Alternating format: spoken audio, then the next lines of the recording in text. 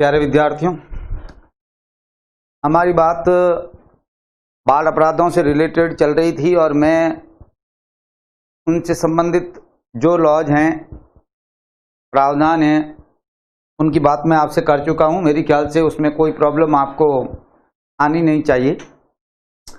आज हम महिलाओं से रिलेटेड अपराधों की बात करूंगा, महिलाओं पर होने वाले अपराधों की खासतौर से बात करूंगा और उन अपराधों के बारे में एक बहुत ही महत्वपूर्ण कानून है जो घरेलू हिंसा में महिला संरक्षण अधिनियम 2005 जिसके नाम से हम जानते हैं, जो आप जानते हैं 26 अक्टूबर 2006 से लागू हैं।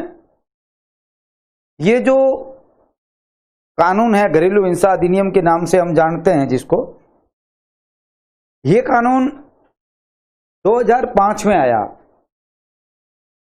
और 2006 में लागू हुआ। आपके दिमाग में कभी ये विचार आया कि ये क्यों लाया गया कानून? क्या 2005 से पहले घरेलू हिंसा जैसी घटनाएं नहीं होती थी, या 2005 के आसपास कुछ ऐसा हुआ था कि हमारी पार्लियामेंट को इस प्रकार का एक्ट लाना पड़ा? इसका एक कारण था। यदि हम बैकग्राउंड में जाएं और थोड़ा सा देख लें, जो बहुत ही इंपॉर्टेंट है, कि इससे पहले भी घरेलू हिंसा से रिलेटेड मामले या घरेलू क्रूरता से रिलेटेड मामले, पति या पति की फैमिली के द्वारा किए जाने वाले क्रूरता के मामले बहुत थे, और वो मामले जो आते थे वो इंडियन पेनल कोड के अंतर्गत दर्ज होते थे। अब इस बात को हम पढ़ें कि इंडियन पेनल कोड क्या है, इंडियन पेनल कोड की जो प्रक्रिया है वो क्या है, क्योंकि आप अच्छी तरीके से जानते हैं एक लॉ होता है जो स्थापित कानून होता है और एक कानून होता है जो कानून उसको किस प्रकार की प्रक्रिया अपनाई जाएगी, किस प्रकार से मामला दर्ज होगा, किस प्रकार से इन्वेस्टिगेशन होगा, उसमें पुलिस की अधिकारी की क्या ड्यूटी होगी, मजिस्ट्रेट की क्या ड्यूटी होगी, एडवोकेट की क्या ड्यूटी होगी, कर्तव्य क्या होंगे, वो किस प्रकार के प्रोसीडिंग को फॉलो करेंगे, जिसको अपन जनरली प्रोसीडिंग लॉ बोलते हैं, जिसको जनरली मैं आपको सीआरपीसी के नाम से अपन जानते हैं। आज जो मेरी बात रहेगी वो विद्यार्थियों रहेगी, एक तो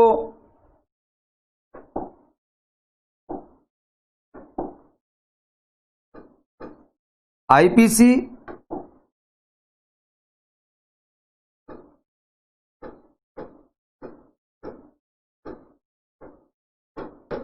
सीआरपीसी, और इसके साथ मेरी बात रहेगी घरेलू हिंसा से रिलेटेड कुछ मैटर पर। जनरली इंट्रोडक्शन आप देख लें, सिंपल सी बातें समझ लें, क्योंकि समझे बिना आपका काम आसान नहीं होगा। आप अच्छी तरीके से जानते हैं कि ये जो लॉ है इंडियन पेनल कोड, इसको अपन लिखते हैं तो इसको जनरली हम लिखते हैं इंडियन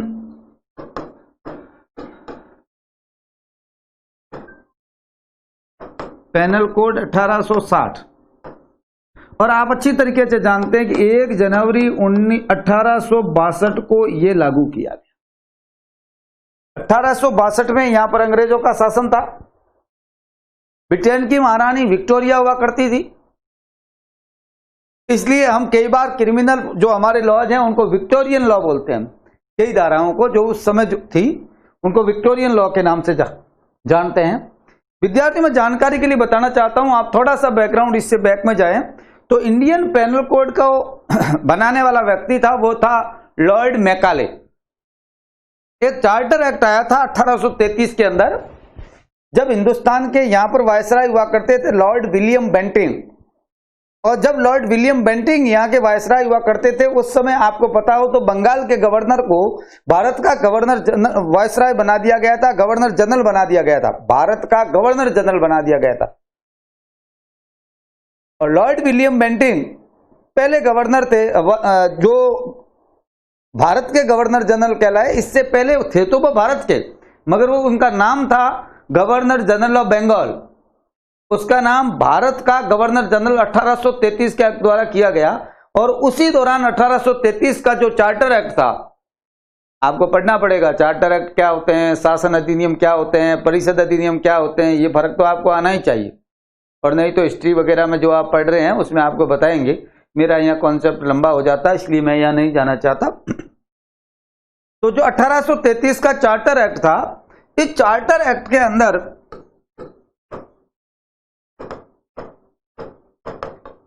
हमारे देश के अंदर लॉर्ड विलियम बेंटिंग की परिषद के अंदर, काउंसिल के अंदर एक अस्थायी विधि सदस्य की नियुक्ति की गई। पहली बार विद्यार्थियों भारत के अंदर लॉ मेंबर की नियुक्ति हुई।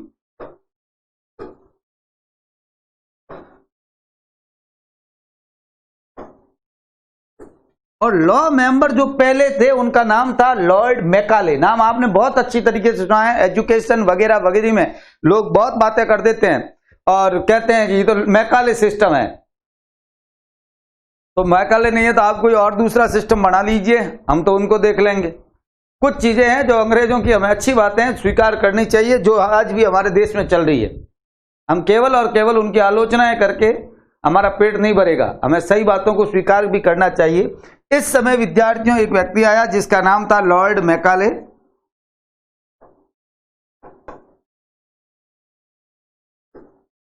और इन लॉर्ड मैकाले ने की अध्यक्षता में एक हिंदुस्तान के अंदर लॉ कमीशन बैठा, फर्स्ट लॉ कमीशन जिसको अपन मानते हैं, ये एक फर्स्ट लॉ कमीशन बैठा। और इस लॉ कमीशन के चेयरमैन थे लॉर्ड मैकाले। 1834 के अंदर ये कमीशन बैठाया गया। 1835 के अंदर इस कमीशन ने अपनी रिपोर्ट दी और रिपोर्ट के अंदर इन्होंने ये कहा कि भारतीय समाज के अंदर बहुत सारे कानून हैं, बहुत सारे प्रावधान हैं, बहुत सारे रीति रिवाज, परंपराएं, व्यवस्थाएं हैं जिसके तहत लोग कानूनों के जो अपराध करते हैं उनको सजा मिलती है। इन अपराधों के बारे में हमें कोडिफिकेशन करना चाहिए। मैं पहले कह चुका हूं ये कोड है, और कोड का मतलब क्या होता है और एक्ट का मतलब क्या होता है मैं कह चुका हूं। मैकाले कमीशन ने कोडिफाइड किया और कहा कि हिंदुस्तान के अंदर एक कोडिफिकेशन बढ़ना चाहिए। विद्यार्थियों में जानकारी के लिए बताना चाहता हूं कि उस समय की हमारी इंपीरियल काउंसिल ने ये इंडियन पेनल कोड को 1860 के अंदर पास किया। पहली बार प्रथम लॉ कमीशन की सहस्तुति पर, यानी आईपीसी बनाने वाला व्यक्ति कौन था? Lord Macaulay. इनकी सहस्तुति पर पहली बार विद्यार्थियों हिंदुस्तान के अंदर एक कोडिफाइड लॉ बना। पूरे एक देश के पूरे ब्रिटिश साम्राज्य के अंदर एक कानून बना। रॉयल स्टेट के लिए अलग था, अलग कानून थे। यहां एक कानून बना जिसको हम इंडियन पेनल कोड कहते हैं। यह इंडियन पेनल कोड 1862 के अंदर हिंदुस्तान में लागू हुआ। और आपकी जानकारी के लिए बता देता हूं, इस कोड को हम जब देखते हैं या आज जब इस कोड को अच्छी तरीके से आप समझेंगे तो मैं जानकारी के लिए बता दूं 511 इसके अंदर आर्टिकल्स हैं, 511 सेक्शन है। अलग अलग सेक्शन में मामला दर्ज होता है। 511 सेक्शंस के साथ इसमें 23 चैप्टर है, 23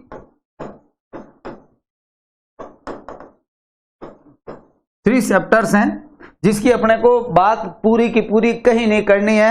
आपको कोई लॉयर बनना नहीं है, आपको कोई वकील बनना नहीं है। अलग अलग इसको ऐसे चैप्टर वाइज क्यों बांटा गया, इसका एक मूल कारण यह था कि आप अच्छी तरीके से जानते हैं बहुत सारे अपराधों की अलग अलग कैटेगरी होती है। ये अपराधिक से रिलेटेड है। मान लीजिए आप कोई किसी से कहीं चोरी हो गई, कहीं लूट हो गई, कहीं छेड़खानी हो गई, कहीं बलात्कार हो गया, कहीं रेप, गैंग रेप हो गया, कहीं मान लीजिए रेप की भी अलग अलग कैटेगरी हो सकती है, छेड़खानी का अलग अलग तरीका हो सकता है। आप जैसा अपन पढ़ेंगे 354 A B C D ऐसे पढ़ेंगे अपन, जिसमें अभी हाल ही में अमेंडमेंट किया गया। 376 अपन पढ़ेंगे, 377 अपन पढ़ेंगे, जिसमें आपको पता है जिसको हम कहते हैं समलैंगिकता, और खासतौर से उसमें हेटेरोसेक्सुअलिटी है, हेटेरोसेक्सुअलिटी उसकी अपन बात करेंगे। 377 की बात करेंगे, हम बात करेंगे इससे साथ में 304 की बात करेंगे, 509 की बात करेंगे। आप अच्छी तरीके से जानते हैं इनसे रिलेटेड हम हर एक एक धारा जो महिलाओं से रिलेटेड है, इंपॉर्टेंट है, उसकी अपन बात करेंगे।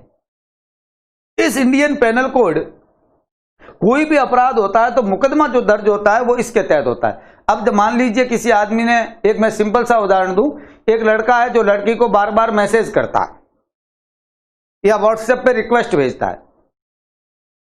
लड़की ने एक बार मना कर दिया या मान लीजिए उस रिक्वेस्ट को डिलीट कर दिया, उसके बाद भी वो बार बार रिक्वेस्ट भेजता है, तो सीधी सी बात है वो किसी न किसी कानून का उल्लंघन कर रहा है, एक अपराध कर रहा है।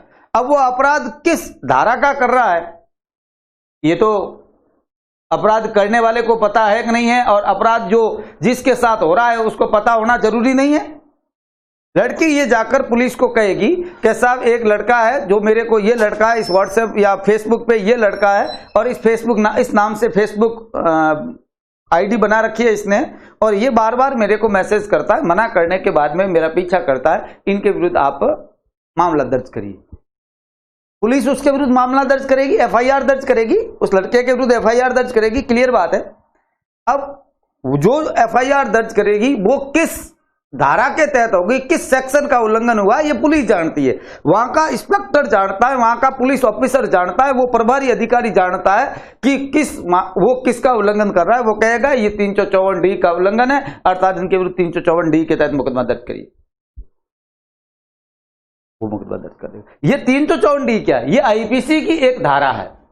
अब मैं आपसे बताऊं, जो वो एफआईआर दर्ज करेगा, मेरी बात बहुत अच्छी तरीके से समझिए, वो एफआईआर दर्ज करेगा, एफआईआर कैसे दर्ज होगी, उसका प्रोसीडिंग क्या होगा, कौन दर्ज करेगा, वो किस प्रकार से एफआईआर पर कार्रवाई करेगा, इससे रिलेटेड जो लॉ है उसको अपन सीआरपीसी कहते हैं। और मैंने आपसे कहा था सीआरपीसी की धारा 154 के तहत एफआईआर दर्ज होती, ये प्रोसीडिंग एफआईआर दर्ज होगी। उसके एफआईआर के बाद में कितने दिन के अंदर अंदर उसे चालान पेश करना है, अरेस्ट करना है तो कैसे क्या करना है, उसके विरुद्ध क्या कार्रवाई करनी है, कोर्ट में कैसे पेश करना है, लड़की के कोर्ट में बयान कैसे करवाने हैं, उसके बाद में मजिस्ट्रेट किस प्रकार से सीआरपीसी की धारा 164 के तहत बयान लेगी तो कैसे लेगी, 162 के तहत जो सीआरपीसी की धारा है उसके तहत एसएसओ के सामने जो लड़की बयान देगी तो कैसे देगी। ये सब बातें जो मैं कहना चाह रहा हूं, ये जो है प्रोसीडिंग या प्रक्रिया जो है, ये प्रक्रिया है वो सीआरपीसी में। अब आप एक फर्क तो समझ गए होंगे, ये स्थापित कानून है और ये प्रक्रियागत कानून है। उस अपराध पर जो हुआ है उस पे ऊपर क्या प्रक्रिया अपनाई जाएगी, ये पुलिस पर लागू होता है, ये हमारे पर लागू। पुलिस ऑफिसर क्या करेगा, पुलिस का क्या रोल रहेगा, मजिस्ट्रेट का क्या रोल रहेगा, एडवोकेट का क्या रोल रहेगा, ये सब के सब सीआरपीसी के अंतर्गत आता है। तो ये है पेनल कोड और ये है सीआरपीसी। इस पेनल कोड के अंदर समय समय पर जैसे हमें जरूरत पड़ी वैसे वैसे हमने इसमें संशोधन करते गए, और आज तक विद्यार्थियों इसमें बहुत सारे संशोधन हुए, परंतु एक संशोधन बहुत महत्वपूर्ण है जो मैं आपको बताना चाहता हूं, याद रखिए आप, और बहुत इंपॉर्टेंट एक बहुत सेक्शन की बात करना चाहता हूं जो आप समझिए।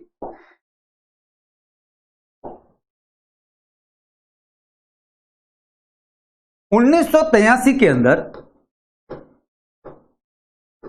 जब देश की प्रधानमंत्री इंदिरा गांधी हुआ करती थी, उस समय इंदिरा गांधी के दिमाग में यह विचार था, या इंदिरा गांधी उस समय कई महिलाओं के विरुद्ध बहुत सारे अपराध थे, क्रूरताएं वुमन के विरुद्ध होती थी।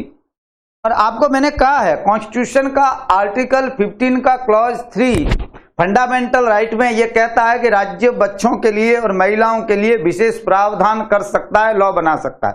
यदि ऐसा करता है तो वो समानता का उल्लंघन नहीं होगा, यानी महिलाओं को विशेष संरक्षण है और बच्चों को विशेष संरक्षण है, ये बात हम सब जानते हैं और होना भी चाहिए, क्योंकि ये समाज का एक वो तबका है जो बहुत सेंसिटिव है और उसकी स्वाभाविक कंडीशन है, इसलिए उनको विशेष संरक्षण देना जरूरी है। ऐसा नहीं है, मैं आपको बता देता हूं कि धीरे धीरे ये 376 खत्म हो जाएगी, ऐसा नहीं होगा। कुछ विशेष बातें हैं जो आप यदि अच्छी तरीके से समझेंगे और आप समझ पाएंगे तो आपको पता चलेगा कि वास्तव में ये कानून जो बनाए हुए हैं वो बहुत ही अच्छे और बहुत ही सिस्टमेटिक और बहुत ही बनाने वाला बहुत इंटेलेक्चुअल आदमी था, जिसमें कोई शक नहीं। इंदिरा गांधी ने ये विचार किया कि महिलाओं के साथ में जो क्रूरता होती है,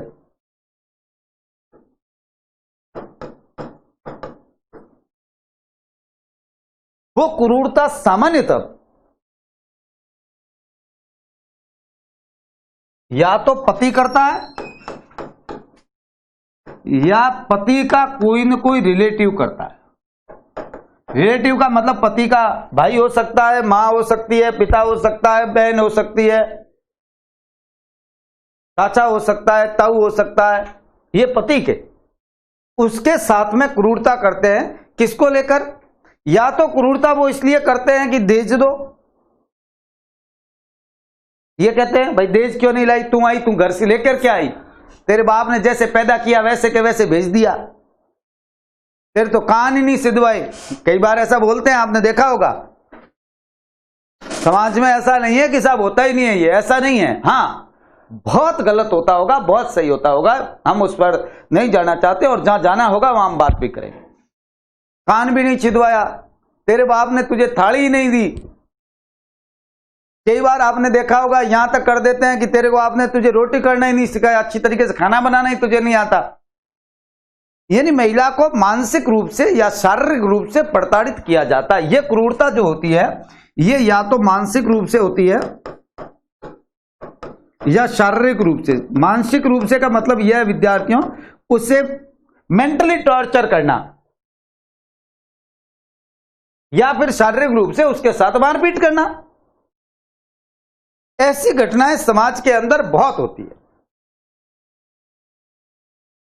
हमने दहेज पर प्रतिषेध के लिए कानून बनाया जिसको हम डाउरी प्रोहिबिशन एक्ट 1961 कहते हैं। उसकी हम अलग से बात करेंगे, वो क्यों बनाया गया। हम घरेलू हिंसा अधिनियम की भी बात करेंगे 2005 की, वो क्यों बनाया गया। मगर बैकग्राउंड समझ लोगे तो आपको पता चल जाएगा कि वास्तव में बनाने का एक लॉजिक तो बहुत अच्छा था। अब हुआ ये कि यदि मान लीजिए उसके साथ मानसिक या शारीरिक क्रूरता होती है, या मारपीट होती है, या झगड़ा होता है, या पति मारपीट करता है, या पति का कोई रिलेटिव करता है, ध्यान रखें इसमें पीड़ित पक्ष है वो केवल और केवल स्त्री है। ध्यान रखिए, ये क्रूरता किसके साथ हो रही है, स्त्री के साथ हो रही है, पीड़ित पक्ष है। और प्रताड़ित करने वाला पक्ष है वो पति या पति का रिलेटिव है। ठीक बात है। यदि ऐसा होता है, इंदिरा गांधी ने कहा ऐसा यदि ये लोग करते हैं तो इन लोगों के लिए 3 वर्ष तक की सजा और जुर्माने का प्रावधान होना चाहिए। ऐसा एक आप प्रावधान करिए। यह इंदिरा गांधी ने किया, और इसलिए हमारे इंडियन पेनल कोड के अंदर मैं आपको याद दिलाना चाहता हूं, ये क्रूरता से रिलेटेड एक धारा जोड़ी गई जो चैप्टर 20A के अंदर एक क्लॉज जोड़ा गया, सेक्शन जोड़ा गया, जिसको हम 498 कैपिटल ए 498A आपकी बहुत इंपॉर्टेंट धारा है, और सबसे ज्यादा भारत के अंदर हाल ही में चर्चा में कोई धारा है तो यह है। क्या है ये धारा? यदि किसी महिला के ऊपर क्रूरता होती है, चाहे वो दहेज को लेकर होती हो, चाहे मारपीट और किसी घरेलू हिंसा के तहत होती हो, कैसी क्रूरता होती है, तो उस क्रूरता के अंदर पीड़ित पक्ष स्त्री होगी, पुरुष कभी पीड़ित पक्ष नहीं होगा। तो पति या पति का रिलेटिव उसके साथ क्रूरता करे तो उनके विरुद्ध ये महिला मुकदमा दर्ज कराएगी। तो वो मुकदमा किसके तहत होगा? 498A के तहत होगा। यह कब जोड़ी गई? 1983 में जोड़ी गई। और यदि वो ऐसा अपराध करता है तो उसे सजा कितनी होगी? 3 वर्ष। किसको? प्रताड़ित करने वाले पक्ष को 3 वर्ष की सजा और जुर्माना होगा। यह तो रही कानूनी बात, यह तो एक कानून है, लॉ है जिसकी बात अपन कर रहे हैं, यह तो एक लॉ है। पर आप यह एक बात समझिए, मैं आपको बहुत सिंपल बात बताना चाहता हूं। हम घरों में रहते हैं और घर के बर्तन बच जाते हैं। समय के साथ इस धारा को महिलाओं ने हथियार बना दिया। सिंपल सी मान लीजिए, सासू ने कह दिया कि बेटा सुबह बेगा उठा करो, पग साड़ उड़ी ना अगले दिन माता वजड़ होती हो, मिनक देखे तो कहीं समझिए। वो कहेगी मानसिक रूप से मुझे प्रताड़ित कर रहे हैं, मैं थाने जा रही हूं। मान लीजिए पति उसे कह देता है, टसल बोलते हैं जिसको घर में पति पत्नी के बीच टसल होती रहती है, संघर्ष नहीं होता, लड़ाइयां नहीं होती, टसल होती है। और ऐसा कोई भी हिंदुस्तान के अंदर, भले ही वो भारत का राष्ट्रपति होगा और भले ही छोटे से छोटा बैठा हुआ सुप्रीम कोर्ट का जज होगा और भले ही वो किसी भी पोस्ट पर कितना भी साधारण होगा, कितना भी बड़ा होगा, कितना भी गरीब होगा, कितना भी अमीर होगा, पति और पत्नी के बीच में टसल नहीं होती है, ये कभी संभव नहीं है। होना ही होनी है। सिंपल सी बात पे हो जाती है, कभी पर साधारण सी बात पर बच्चों को यदि जोर से बोल देते हैं तो भी कह देते हैं आपने मेरे बच्चे को जोर से कैसे कहा, तो वो कहता बच्चा मेरा भी तो है ना। चाय के अंदर यदि शक्कर कम हो तो भी कह देते हैं शक्कर कम क्यों डाली। अब ये बात, मेरा कहने का मतलब प्रैक्टिकली देखा जाए तो सिंपल, परंतु यदि वो महिला ये चाहे कि मुझे तो इन लोगों की पूंछ सीधी करनी है, इनको सीधा करना है, और वो यदि थाने जाकर ये कहती है कि मेरा पति और इसके परिवारजन, किनका नाम लेगी, जिन जिन के लेना चाहती है उनके, इनकी बहन, इनका भाई, इनका चाचा, इनका ताऊ, इनका मां, इनका बाप, इनका जमाई, ये सब मेरे को टॉर्चर करते हैं और मेरे से दहेज मांगते हैं, या कह देंगे मेरे को क्रूरता करते हैं, मेरे को गालियां देते हैं, मुझे कहते हैं तेरे बाप ने कुछ दिया नहीं, तेरे बाप ने नाक सिधवाया नहीं, तेरे बाप ने कुछ सिखाया नहीं, ऐसी बातें करते हैं। विद्यार्थियों, पुलिस जो एफआईआर दर्ज करेगी वो एफआईआर किस क्रिमिनल में एफआईआर होती है आप अच्छी तरीके से जानते हैं, और क्रिमिनल में जो एफआईआर होगी उस एफआईआर को वो धारा 498A के तहत पुलिस ऑफिसर दर्ज कर देगा। और ये होते ही सीधी सी बात है, ये संज्ञेय अपराध है, ये गैर जमानती अपराध है। संज्ञेय का मतलब होता है ये ऐसा अपराध है, संज्ञेय ऐसा अपराध है कि पुलिस ऑफिसर बिना वारंट के तुरंत गिरफ्तार करता है। मैंने लिखा, पहले पढ़ाई है क्लास के अंदर संज्ञेय क्या होता है। ये गैर जमानती है। गैर जमानती का मतलब मैं आपसे कह चुका हूं, कोर्ट ही जमानत देगा, न्यायालय ही जमानत देगा, थाने में जमानत नहीं होगी, उसे कोर्ट से जमानत लेनी पड़ेगी, मजिस्ट्रेट जमानत देगा। तीसरी बात ये मैं आपसे कह देता हूं, गैर समझौतावादी है, नॉन कंपाउंडेबल है, असमनीय, यानी समझौता भी नहीं होगा। अब मुझे बताओ, यदि कोई महिला ये चाहे, प्रैक्टिकली सोचिए कि अपने तो इन लोगों को सीधा करना है और मजे ही लेने हैं, तो मुझे बताओ वो इसका मिसयूज कर सकती है कि नहीं कर सकती। विद्यार्थियों, सबसे ज्यादा इनसे रिलेटेड फॉल्स एफआईआर दर्ज होती है, सबसे ज्यादा इसका मिसयूज होता है, सबसे ज्यादा मिसयूज होता है। मामले कई सुप्रीम कोर्ट के, मैं कोई मिसयूज होता है इसका, मैं मेरी आंकड़े नहीं कह रहा हूं, मैं नहीं कह रहा हूं कि साहब मिसयूज होता है, और मेरे कहने से आप मान लें कि मिसयूज होता है, ऐसा आप मानोगे तो ये कोई पढ़ाने का ना तो मेरा तरीका हुआ ना आपका पढ़ने का तरीका हुआ। इस मामले में सुप्रीम कोर्ट कह चुका है, और मैं आपको जानकारी के लिए बताना चाहता हूं विद्यार्थियों, एक मामला आया था Sushil Kumar Sharma versus union of India का मामला, बहुत अच्छी तरीके से समझिए। Sushil Kumar Sharma and others versus union of India 2005। अब मेरी बात आप समझ रहे हैं, 2005 में जा रहा मामला आया। सुप्रीम कोर्ट ने इस पर विचार किया और विचार करने के बाद यह पाया कि वास्तव में यह जो एफआईआर दर्ज की गई इसके पीछे मूल उद्देश्य था पति की पूंछ को सीधा करना। टारगेट किया गया था, पति के अंदर भय पैदा करना था, पति के अंदर एक टेरर पैदा करना था, पति के अंदर एक प्रकार का ऐसा आतंक पैदा करना था कि पति यूं घूमता रहता। कई बार कहते हैं, लोग कहते हैं आप अपनी पत्नी से डरते हो, सार्वभौमिक सत्य है, डरते हैं। पत्नी से डरना सार्वभौमिक सत्य है, यूनिवर्सल ट्रूथ है। ऐसा कोई भी आदमी नहीं हो सकता, भले ही वो अमेरिका का राष्ट्रपति है, पति से नहीं डरता, ऐसा संभव नहीं। ये सवाल ही गलत है। ये सवाल का जो टेक्निकली बनाया गया है, ये सवाल गलत तरीके से बनाया गया है।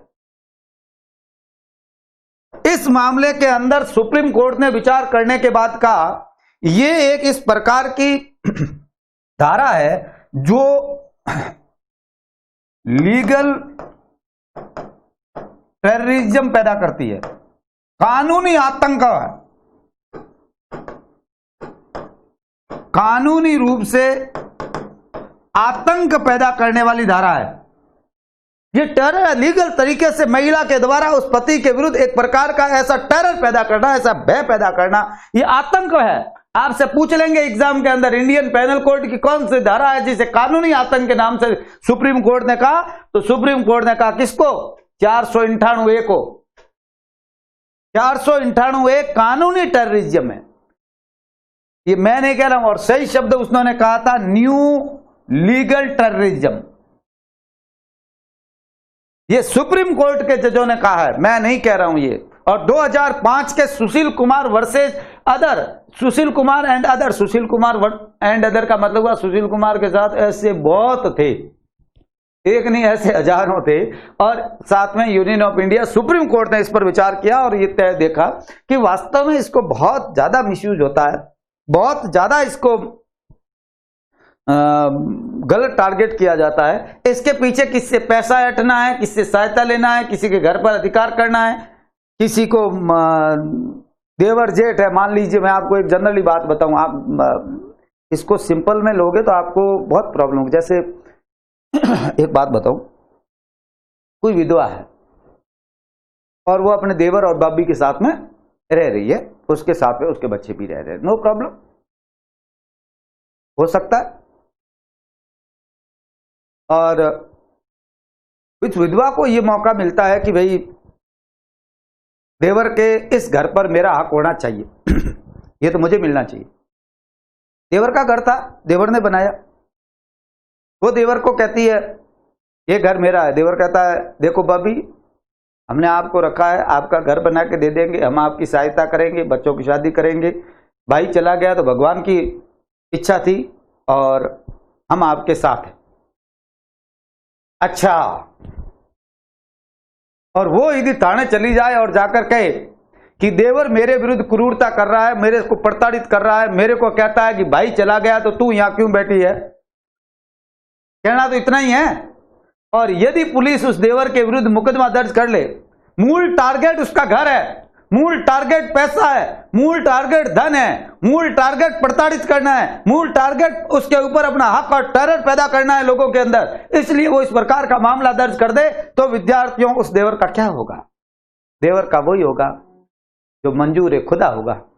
और आप सब देख, ये इस प्रकार का एक खतरनाक कानून जिसको लीगल टेरर बोलते हैं, याद रखना पड़ेगा किस धारा को कानूनी आतंक कहते हैं, तो 498A कहते हैं। अब विद्यार्थियों इसके बाद मैं आपको बताऊं, सुप्रीम कोर्ट के इस डिसीजन के बाद में सरकार को लगा कि वास्तव में यार बात तो ये ठीक है कि इसका मिसयूज होता है और बहुत मिसयूज होता है। तो हमारी पार्लियामेंट ने 2005 के अंदर एक अलग, क्योंकि ये तो पेनल कोड है, यहां दंडिक कार्रवाई होगी, एक सिविल प्रोसीडिंग के तहत में एक अलग कानून बनाया गया जिसकी मैं आपसे बात करूंगा, जिसको हम विद्यार्थियों मानते हैं घरेलू हिंसा में महिला संरक्षण अधिनियम 2005 के नाम से जानते हैं। ये कानून हमारा यहाँ आया, यहाँ घरेलू हिंसा अधिनियम अलग से बनाना पड़ा। उन्होंने कहा मान लीजिए छोटी मोटी टसल होती है, बातचीत होती है, कुछ छोटी मोटी बात है, तो उसको आप क्रिमिनल प्रोसीडिंग में इस प्रकार से डालकर संज्ञेय गैर जमानती अशमनीय अपराध बनाकर आप उनके विरुद्ध आतंक पैदा नहीं करवा सकते। इस प्रकार के इसका बहुत दुरुपयोग होता है। रोकने के लिए, मिसयूज को रोकने के लिए हमने एक अलग से एक सिविल लॉ बनाया। और आप अच्छी तरीके से जानते हैं जिनको घरेलू, जिसमें FIR नहीं होती, जिसमें DIR होती है। क्या होती है? DIR। घरेलू हिंसा अधिनियम जो है, उस घरेलू हिंसा अधिनियम में सीधी FIR नहीं होती, घरेलू हिंसा अधिनियम में DIR का प्रावधान है। और DIR और FIR में क्या फर्क है, ये क्लास पहले हो चुकी है। और जब मैं इस क्लॉज की बात करूंगा, इसके आर्टिकल्स की बात करूंगा, 37 सेक्शंस के साथ में इसके 5 चैप्टर्स की बात करूंगा, तब आपको बहुत अच्छी तरीके से समझाऊंगा कि घरेलू हिंसा अधिनियम के तहत क्या होता है। तो घरेलू हिंसा अधिनियम क्यों आया? क्योंकि ये मिसयूज, को रोकने के लिए, कम से कम उसको नियंत्रित करने के लिए, ऐसा नहीं है कि महिलाओं के विरुद्ध अपराध होने रहा है, ये नहीं कहा उन्होंने। हाँ, उसके विरुद्ध पहले डोमेस्टिक ये जो इंसिडेंट है, ये रिपोर्ट दर्ज हुआ, उसके बाद में एफआईआर में इसे कन्वर्ट, आपको पता है ये संरक्षण अधिकारी पुलिस के पास भेजता है, तो पुलिस अधिकारी इसको एफआईआर में कन्वर्ट कर सकता है। ये बात मैं आपसे आगे करूंगा, तब आपको पता चलेगा कि डीआई और एफआईआर क्या होती है। मगर यहां ये इसको बचाव के लिए ऐसा जनरली मैं आपको कहना चाहता हूं, ये इस प्रकार का सिस्टम इस्टेब्लिश किया गया। अब मैं आपसे एक बात और बता दूं कि मान लीजिए इसकी एक धारा है विद्यार्थियों में संरक्षण अधिकारी के साथ में पुलिस अधिकारी की जो ड्यूटीज हैं, जो क्लॉज 5 है घरेलू हिंसा अधिनियम का, उसमें ये लिखा हुआ है, बहुत साफ साफ लिखा हुआ है कि मान लीजिए किसी महिला ने घरेलू हिंसा अधिनियम के तहत गई और मुकदमा दर्ज कराया, डीआईआर दर्ज की, अपनी रिपोर्ट दी, कहा, तो वो रिपोर्ट यदि इसको लगता है पुलिस अधिकारी को या संरक्षण अधिकारी को कि वास्तव में उसके साथ अपराध हुआ है और खतरनाक अपराध है, वो 498A के तहत भी मुकदमा दर्ज करवा सकती है, अर्थात ये क्रूरता का मामला भी दर्ज करवा सकती है, इसमें कोई शक नहीं होना चाहिए। तो मेरा कहने का मतलब ऐसा हो। इसके साथ विद्यार्थियों एक केस और आया, राजेश शर्मा का मामला। राजेश बहुत अच्छी तरीके से समझिए, हाल ही में बहुत चर्चा में यह मामला रहा है, Rajesh Sharma versus UP state का एक मामला आया, जिसके अंदर सर्वोच्च न्यायालय ने एक बहुत ही महत्वपूर्ण और बहुत ही अच्छा डिसीजन दिया। मैं मानता हूं कि ऐसा डिसीजन आज के टाइम में आना बहुत ही कम है, और कोर्ट बहुत सेंसिटिव तरीके से डिसीजन दिया। इन्होंने कहा बहुत सारे लोग हैं जो इस 498A की मिसयूज करती है, महिलाएं कर सकती है, पुरुष नहीं कर सकता, महिलाएं मिसयूज करती है, इसलिए किसी भी व्यक्ति को सीधे गिरफ्तार नहीं किया जाए। इसमें सीधे गिरफ्तारी की बात है, सुप्रीम कोर्ट ने कहा किसी भी व्यक्ति को सीधे गिरफ्तार नहीं किया जाएगा, गिरफ्तार नहीं किया जाएगा। तो कैसे किया जाएगा? सुप्रीम कोर्ट ने कहा यदि कोई महिला आती है और इनके विरुद्ध एफआईआर दर्ज करवाती है 498A के तहत, पति या उसके परिजनों के विरुद्ध यदि किसी प्रकार की एफआईआर दर्ज करती है, तो उस पति के पास में यह संवैधानिक राइट है कि 498A के तहत वो अग्रिम जमानत ले सकता है। मैंने कहा अग्रिम जमानत इसमें नहीं होती, मगर यहां अग्रिम जमानत सुप्रीम कोर्ट ने कहा ले सकता है, वो चाहे तो। और जब कोर्ट उसे अग्रिम जमानत देगा तो उस व्यक्ति की सामाजिक स्थिति को देखकर देगा, उस व्यक्ति का बैकग्राउंड देखकर देगा।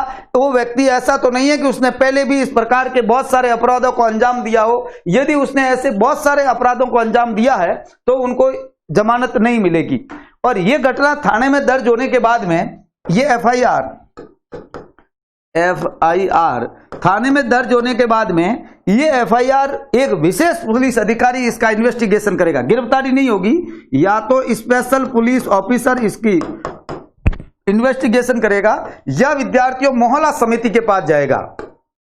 एक मोहल्ला समिति, ये सुप्रीम कोर्ट कह रहे हैं, न्यायमूर्ति ललित एंड गोयल कह रहे हैं, मैं नहीं कह रहा हूं, ये कह रहे हैं कि मोहल्ला समिति के पास जाएगा और मोहल्ला समिति के अंदर सामाजिक कार्यकर्ता या लीगल या ऑफिसर्स की पत्नियां वगैरह वो होती हैं, वो जो होगी वो मोहल्ला समिति इस बात की जांच करेगा कि वास्तव में इस महिला के साथ क्रूरता हुई है।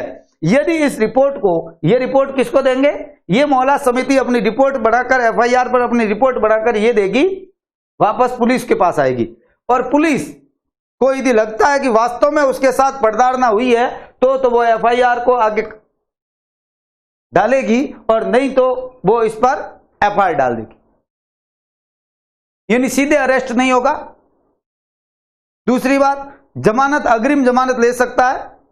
तीसरी बात, किसी व्यक्ति को यदि विरुद्ध ऐसी मामला दर्ज होता है तो मैं आपको बता देता हूं, ये ऐसा नहीं है कि उसको तुरंत गिरफ्तारी ही की जाएगी, ऐसा नहीं होगा।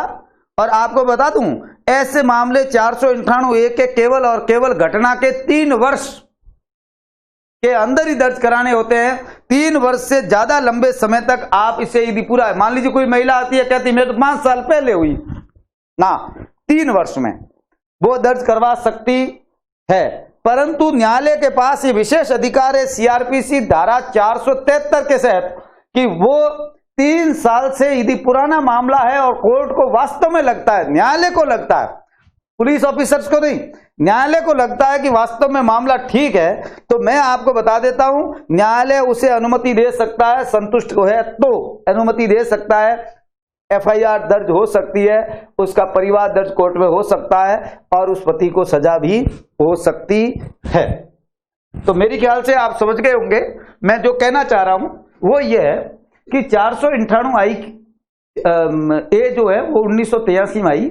इसका जब मिसयूज होने लगा, ये गलत रिपोर्ट्स आने लगी, तो हमारे यहां पर खासतौर से Sushil Kumar Sharma versus union of India के मामले में 2005 में सुप्रीम कोर्ट ने इसे एक प्रकार से कानूनी आतंक घोषित किया। तब विद्यार्थियों हमने एक लॉ बनाया जिसको हम ऐसा कहते हैं, ये 498 ए के मिसयूज से बचने के लिए खासतौर से ये एक लॉ आया है, ये ध्यान रखना, यहां से निकला है। और इसके साथ में मैं आपको बता दूं, यदि कोई धारा 498 ए के तहत मामला दर्ज भी करवाता है तो Rajesh Sharma versus UP state के मामले में कहा है कि उसे सीधी गिरफ्तारी नहीं होगी, पहले विद्यार्थियों मोहल्ला समिति इस बात की जांच करेगी और मोहल्ला समिति जो जांच करेगी उसमें यदि वो पाती है कि वास्तव में इस प्रकार का अपराध उसके साथ हुआ है तो ये ऐसा होगा। इस मोहल्ला समिति का जो गठन होगा वो आप जानते हैं डिस्ट्रिक्ट लेवल पर जो लीगल सर्विस अथॉरिटी है वो इस मोहल्ला समिति का गठन करेगी। डिस्ट्रिक्ट लीगल सर्विस अथॉरिटी जो है वो इसका गठन करेगी। मान लीजिए कोई विदेशी आदमी, इसमें मिसयूज होने का भी बात, सुप्रीम कोर्ट के डिसीजन के बाद में अभी मामला 3 जजेस के पास चला गया, इसमें कुछ गलत भी हो सकता है। जैसे मान लीजिए कोई सुप्रीम कोर्ट ने कहा कि कोई मान लीजिए विदेशी है, NRI है और हिंदुस्तान में शादी करता है और उसकी पत्नी उसके विरुद्ध यदि इस प्रकार का मुकदमा दर्ज 498 के तहत करती है तो पासपोर्ट जब्त हो जाएगा। कोर्ट ने कहा कि उसका आप पासपोर्ट जब्त नहीं करोगे। विदेशी आदमी ने भारत में है और उसने यहां इंडिया में शादी की और पत्नी वो मुकदमा दर्ज कराती है तो 498 का वो दोषी है क्रूरता के कारण, और रिपोर्ट दर्ज कराने के बाद में उसका पासपोर्ट जब्त नहीं करेगी और न ही उनके विरुद्ध किसी प्रकार का रेड कॉर्नर नोटिस जारी करेगी। रेड कॉर्नर नोटिस समझिए, कहीं भी गिरफ्तार हो सकता है, ना रेड कॉर्नर नोटिस जारी किया जाएगा। अब सवाल यह है कि मान लीजिए उसने क्रूरता की और पासपोर्ट जब्त नहीं किया और वो यहां से चला गया वापस सिंगापुर, तो सिंगापुर से इंडिया लाना आपके बस की बात ऐसे मामले में नहीं रहेगी, कहीं कहीं आप पेश फंस भी सकता है। मगर ये बहुत अच्छा डिसीजन है। मेरा ये मानना है कि इस प्रकार के आतंक को रोकने के लिए, गलत मुकदमों को रोकने के लिए सुप्रीम कोर्ट ने ये राजेश शर्मा के मामले में जो डिसीजन दिया है वो बहुत अच्छा डिसीजन है। हाँ हुई है तो सीधी सी बात है, पुलिस बहुत सेंसिटिव तरीके से काम करती है। और मैं आपको बता देता हूं 498 एक ऐसी धारा है जिसके अंदर विद्यार्थियों, NCRB की ये खास रिपोर्ट है कि लगभग 73% FIR दर्ज होती है। कोई यदि महिला चाहती है तो कोई पुलिस ऑफिसर नहीं कहता जनरली केस ये गलत है, नहीं, वो सीधा कहता है FIR दर्ज करिए, यदि है तो आप FIR दर्ज करता है, क्योंकि पुलिस ऑफिसर इस मामले में बहुत सेंसिटिव होते हैं और इनके विरुद्ध उनके जो भी बाद में रिजल्ट जो भी निकलना है, और आप अच्छी तरीके से जानते हैं कोर्ट में साबित करने के लिए बहुत लंबा संघर्ष करना पड़ता है और ऐसा करना उनके बस की बात। तो मेरे ख्याल से आप समझ गए होंगे 498 क्या है, घरेलू क्रूरता से रिलेटेड है। उसके साथ में यदि उससे मानसिक या शारीरिक रूप से प्रताड़ित किया जाता है तो वो अपने पति या पति के परिजनों के विरुद्ध मामला दर्ज करवा सकती है, FIR दर्ज करवा सकती है और इस मामले में उन्हें पति और उसके परिवार वालों को 3 साल की सजा और जुर्माना हो सकता है। ये बात आपको ध्यान रखनी है, खास तौर से जो 498 है। और इस धारा को विद्यार्थियों कई बार इसको अलग अलग नाम से भी जाना जाता है। आप यदि इसको कहें, आपसे ये पूछ लें कि ऐसी कौन सी धारा है जो घरेलू प्रताड़ना से रिलेटेड है, तो ये लिखना है। आपसे इसको कई बार दहेज को लेकर मारपीट करने वाली धारा भी कहते हैं, तो हो सकता है आप इनको बहुत अच्छी तरीके से समझे। दहेज के लिए प्रताड़ना की धारा कौन सी है, तो ये IPC की है ना, IPC की पूछे तो। और दहेज प्रतिषेध अधिनियम 1961 है, वो हम अलग से बात करेंगे, तब आपसे बात करेंगे वो क्या है। थोड़ा सा आप इन चीजों को समझिए। और सबसे अच्छी बात है, किस धारा को लीगल टेररिज्म के नाम से जानते हैं, तो आपको अच्छी तरीके से जानते हैं, ये है ये धारा 498। इस धारा के मामले में सुप्रीम कोर्ट ने कहा सीधे गिरफ्तार नहीं कर सकते। ये किसके अंदर आपको मोहल्ला समिति की बात कही गई है, इसमें ये धारा में नहीं है, सुप्रीम कोर्ट का डिसीजन है। सुप्रीम कोर्ट ने कहा ऐसा होगा। और कौन से धारा से घरेलू हिंसा अधिनियम निकला है, तो मेरे ख्याल से कोई प्रॉब्लम नहीं आनी चाहिए। किससे निकला है तो आप लिख दोगे ये इससे निकला है। Okay, thank you. मेरे ख्याल से बात समझ में आ गई। बहुत बहुत धन्यवाद।